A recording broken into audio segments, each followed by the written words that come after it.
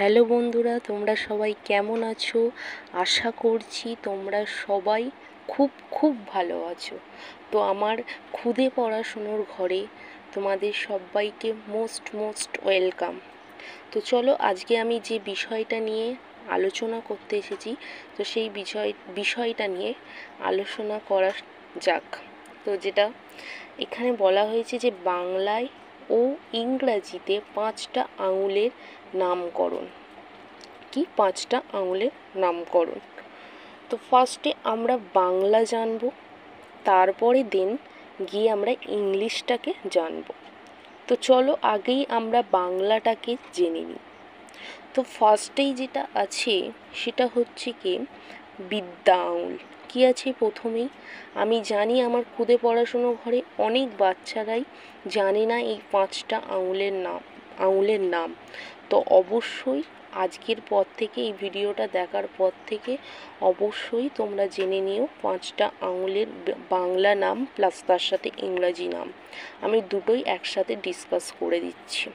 ওকে, তো চলো। ফার্স্টেই আছে বিদ্যা আঙুল, তারপরে আছে তর্জনী আঙুল, তারপরে আছে মধ্যমা, তারপরে অনামিকা, তারপরে কনিষ্ঠা। তাহলে 5টা আঙুলের নাম কি? প্রথমে বিদ্যা আঙুল, তর্জনী, মধ্যমা, অনামিকা, কনিষ্ঠা। তো এটা হচ্ছে এই 5টা আঙুলের নামকরণ। এবার আমরা যেটা আরেকটা শিখবো সেটা হচ্ছে ইংরাজিতে। তো ইংরাজিতে ফার্স্টে কী আছে? থাম ফিঙ্গার। ফার্স্টে কী আছে? থাম ফিঙ্গার। তারপরে কী আছে? Index finger.